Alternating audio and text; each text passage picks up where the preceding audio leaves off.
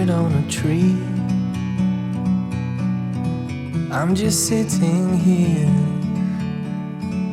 I got time. It's clear to see. From up here, the world seems small. We can sit together. It's so beautiful, you and me. We meant to be in the great outdoors. Baik, Assalamualaikum warahmatullahi wabarakatuh.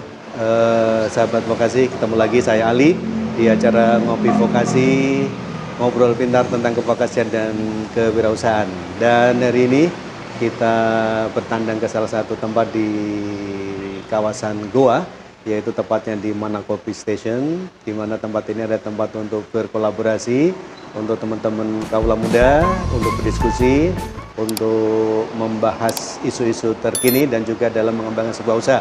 Dan nanti kita akan banyak bercerita seperti apa sih layanan-layanan dan apa-apa yang ada di Manakopi ini, sehingga teman-teman nanti bisa mendapatkan satu insight, mendapatkan satu wawasan, mendapatkan satu informasi ketika nanti mau bermitra dengan Manakopi atau juga ingin melakukan satu kegiatan di stasiun ini.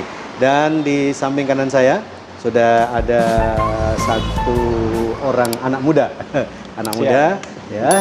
Nanti kita akan ulik seperti apa sih beliaunya ini sehingga berani mengelola sebuah usaha yang berinteraksi dengan banyak orang yang saat ini lagi kece ya, yaitu bisnis perkopian. Nah, nanti kita akan banyak mengulik bagaimana sih perjalanan beliau sehingga berani untuk mengelola sebuah usaha ini. Baik, langsung saya sapa saja. Assalamualaikum. Waalaikumsalam warahmatullahi wabarakatuh. Bang Sain ya? Siap Pak. Bang Sain, oke. Gimana kabarnya? Sehat? Alhamdulillah hari ini masih sehat Pak. Masih bisa ngopi. Masih bisa ngopi? Tentunya. Mas dalam hidup terasa hampa tanpa kopi ya? Ya, betul. Oke, baik Bang Sain. Di awal-awal ini kita akan berdiskusi atau nanti kita akan bercerita banyak ya tentang Manakopi ya, karena saya lihat dimanapun saya berada, di Makassar, di Goa, dimanapun lah, spot-spot yang banyak sekarang adalah tempat perkopian. Betul, di mana di situ banyak berdiskusi, ya semuanya berkomunitas, macam-macam komunitasnya ya. Iya, betul. Nah, nanti di Manakopi ini kira-kira kayak apa komunitasnya? Karena kalau di satu tempat itu ada komunitas pebisnis, ada komunitas marketing, betul. ada komunitasnya apa itu yang jual-jual kendaraan? Sales ada juga.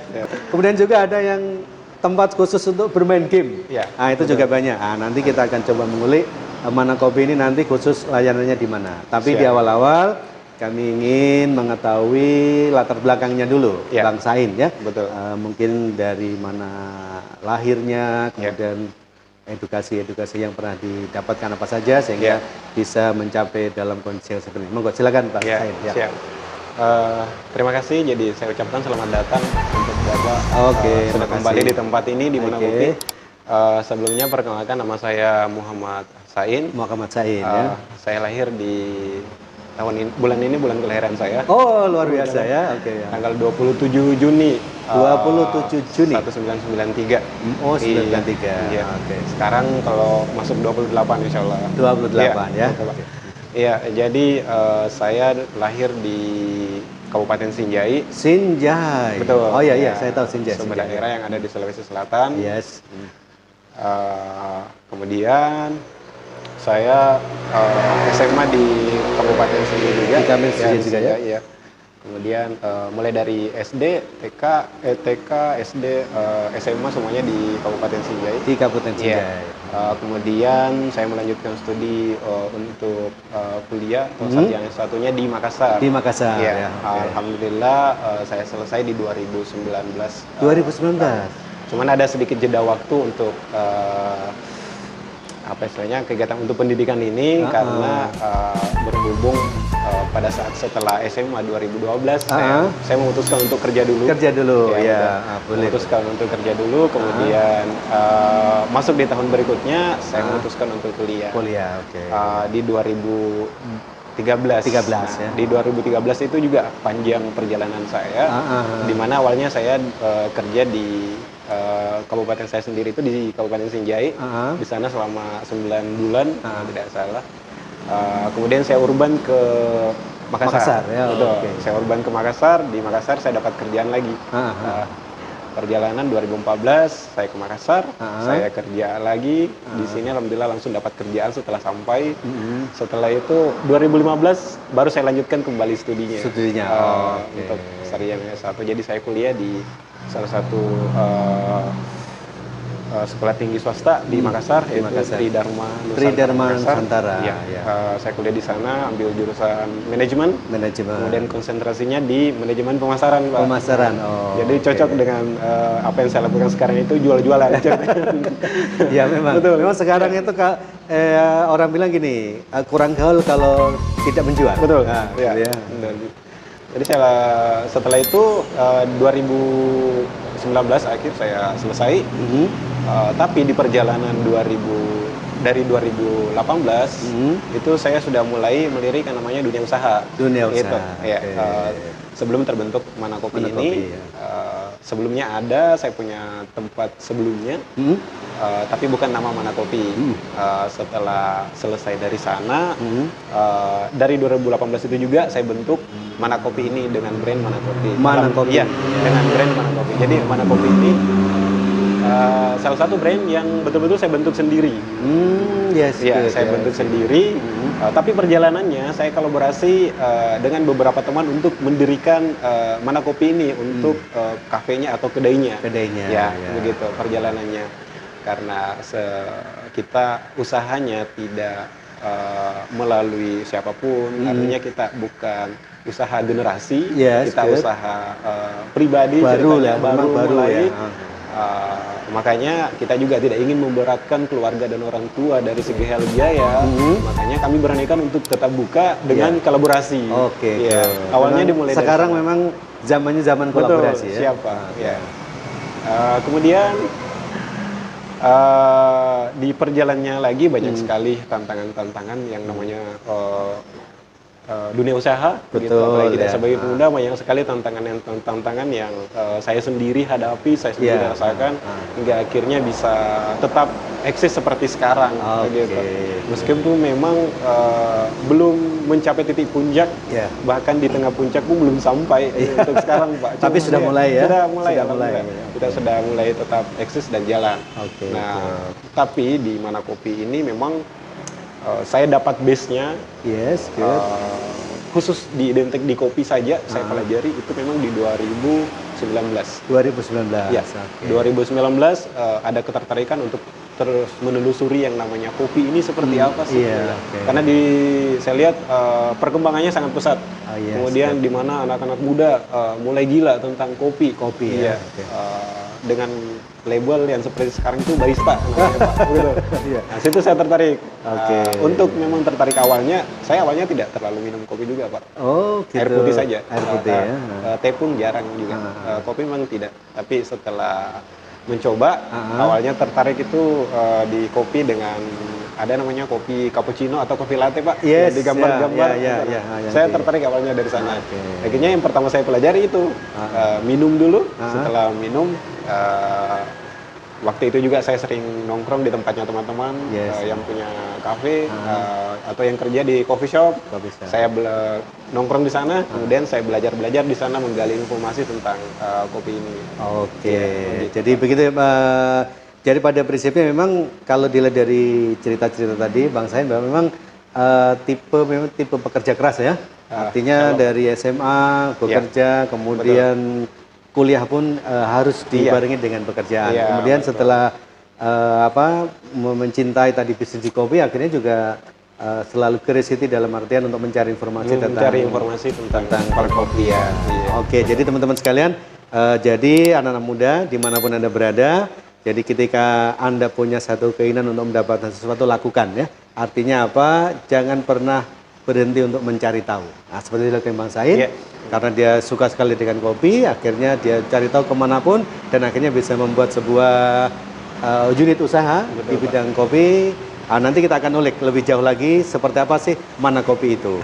Kemudian gini Bang Sain, kan tidak semua anak muda itu punya cita rasa seperti Anda Ya, yang suka untuk menekuni bidang usaha khususnya di kopi. Ya. Nah, kenapa sih kok tertarik di bidang kopi? Kalau teman-teman yang lain banyak itu mungkin di teknologi, Ya. di IT dan lain-lain. Nah, kenapa sih Bang Sain ini punya motivasi untuk menekuni bisnis perkopian ini? Iya, ya seperti yang kita ketahui Pak, bahwa kan setiap orang itu punya hobinya masing-masing. Iya, punya hobi yang bisa beda ya.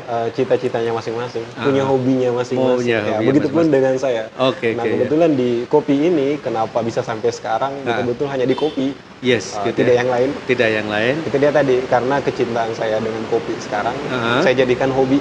Oh iya. Kemudian saya jadikan sebagai lifestyle hidup. Lifestyle ya. Gitu. Oke. Karena di dunia kopi yang saya jalani ini, artinya memang saya dapat diri saya di dalam sini. Iya, Oke. saya dapat diri saya di dalam kopi ini, makanya saya senang. Gitu. Kenapa saya dapat diri saya di sini dan kenapa saya senang? Iya. Karena dengan kopi saya bisa menyatu dengan semua kalangan. Oh begitu. Ya, saya Ya. bisa menyatu dengan semua kalangan. Semua Ya. kalangan itu seperti apa, Pak? Iya iya. Semua kalangan itu baik dari kalangan hulu dan Ya, hilir, hilir ya. Oke. Petani. Petaninya, dan peminum. peminumnya, penikmatnya ya. Penikmatnya di Oke. kota, di hulu dan hilir. Hilirnya. Saya bisa berteman dengan mereka semua. Saya bisa Ya. bersosialisasi dengan mereka semua.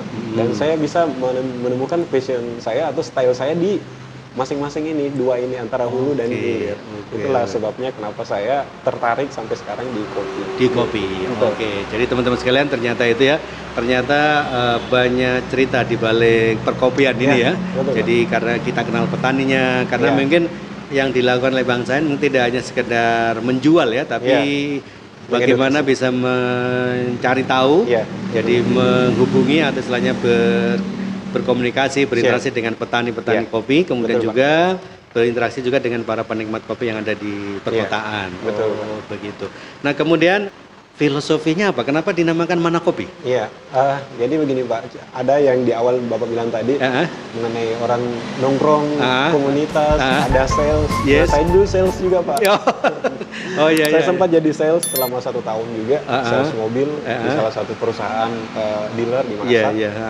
Dari sana di 2018 itu juga, dari sana teman-teman kan selalu kalau kita di Makassar biasanya mana kopi begitu. Oh, ayo ngopi. ayo Pertamanya ngopi. ayo ngopi. Kemudian Yes. ada yang bilang mana kopi. Ceritanya Iya. mereka bertanya dan meminta. Oh, Gitu. oke. Dan mengajak. Mengajak, Nah, ya? dari situlah saya muncul ide kenapa tidak coba nih dengan nama unik Mana Kopi. Mana Jadi Kopi. artinya Mana Kopi ini orang terus bertanya di mana kopi. Oke, ya. Mana kopi? Mana kopi gitu Iya, ya. gitu, Pak. Jadi sebenarnya dia punya filosofi tanda tanya. Oke, ya. Filosofi secara dalam tidak terlalu. Ini cuma ungkapan. Ya. Artinya jadi mungkin Mana Kopi artinya adalah ya di mana Anda bisa menikmati segala kopi. Iya, Dan juga di mana Anda bisa menikmati cita rasa kopi gitu Iya, ya. Jadi iya. Mana Kopi. Iya. Oh. Jadi terbentuk dengan nama ini terbentuk sebenarnya Pak antara hulu dan hilir. Oh, Nah, karena kan dengan seperti yang kita sebutkan tadi ngopi di mana-mana. Iya. Jadi mau di hilir, nah, di sana pusatnya kopi. Iya, Gitu. iya. Awalnya kopi dari sana sebelum turun ke di hulu. Di sebelum hulunya turun ya, ke di hilir. petaninya ya. Betul. Jadi kopi di mana-mana. Nah, Oke, ceritanya kopi begitu. ada di mana-mana. Siap, Pak. Oke, good. Jadi itu teman-teman sekalian,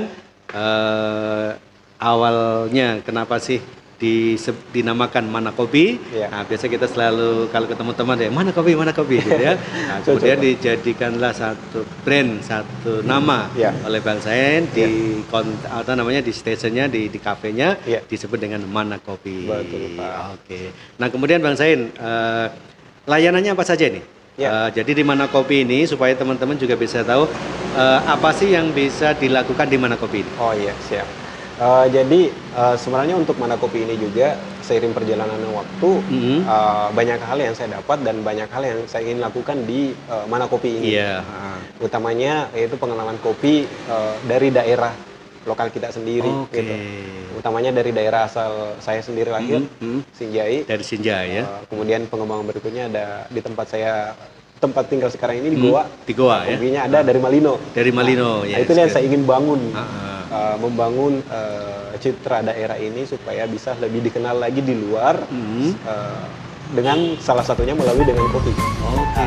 Makanya saya mulai bentuk Dengan itu saya turun ke naik ke hulu, ya. bertemu langsung dengan petani. Banyak cerita Pak yang saya dapat dari sana dengan petani-petani itu seperti apa sih sebenarnya mereka, kenapa kopi dari daerah saya misalnya ini tidak berkembang seperti daerah lain. Gitu. Saya cari masalahnya, kemudian saya sharing dengan petaninya apa sih kendalanya mereka di kopi ini, kenapa apa istilahnya kopi kita ini agak kurang dikenal, gitu. Saya cari masalahnya, akhirnya masalahnya banyak sekali, sekali masalahnya. Intinya satu masalah utamanya adalah pasar. Pasar ya. Betul.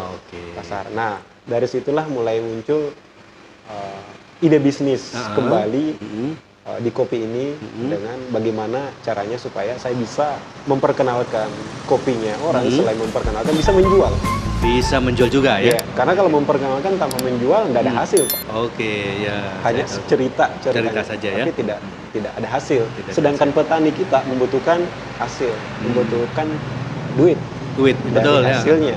Nah, kuncinya bahwa petani kita baik yang saya temui di Malino maupun di Sinjai, mereka mau mengikuti proses apa yang kita inginkan di kopi, karena di kopi itu prosesnya banyak Pak. Banyak ya, itemnya banyak. Banyak ya. Prosesnya panjang. Gitu. Butuh SDM, butuh modal besar itu di kopi, dan tentunya butuh ilmu yang dapat kita terapkan di sana. Itu yang harus kita tahu sebelumnya. Saya pelajari secara bertahap, akhirnya alhamdulillah bisa diserap sedikit-sedikit. Sedikit inilah yang saya sharing-sharingkan ke petani. Jadi itu erat kaitannya dengan edukasi ya Bang? Edukasi tentang jadi teman-teman kalau nanti ya umumnya butuh informasi tentang perkopian bisa mampir-mampir ke sini ya, nanti bisa bercerita dengan Bang Sain ini bagaimana sih proses perkopian dari hulu ke hilirnya ya, jadi kepatannya kayak apa. Itu bisa. Jadi teman-teman mungkin yang ada boleh jadi mungkin yang ada di Jawa, di Sumatera dan lain yang tertarik untuk meneliti atau mencari tahu seperti apa sih kopi-kopi yang berasal dari Sulawesi Selatan ya, artinya mulai dari Toraja sampai Bulukumba ya, karena hampir di semua daerah itu punya cita rasa yang berbeda-beda. Itu cita rasa kopi tentunya sangat berbeda dengan di satu tempat dengan satu tempat lainnya pasti berbeda. Itu tentang edukasi perkopian. Itu bisa didapat di sini ya? Bisa didapat di sini ya. Nanti kalau teman-teman mau ngobrol tentang kopi sejarah, mungkin anak-anak adik-adik mahasiswa yang mau meneliti tentang perkopian, datang aja ke sini, ngobrol dengan Bang Sain, mencari tahu seperti apa sih kopi itu. Gitu ya? Oke, jadi itu di sesi ini nanti kita akan lanjut lagi tentang apa saja yang bisa dilakukan di kedai ini ya. Artinya kan kedai ini tidak hanya untuk menikmati kopi saja, tapi mungkin bisa jadi untuk berdiskusi, bisa jadi untuk co-working space ya, untuk belajar bersama. Dan baik teman-teman sekalian, tetap di channel di Ngopi Vokasi.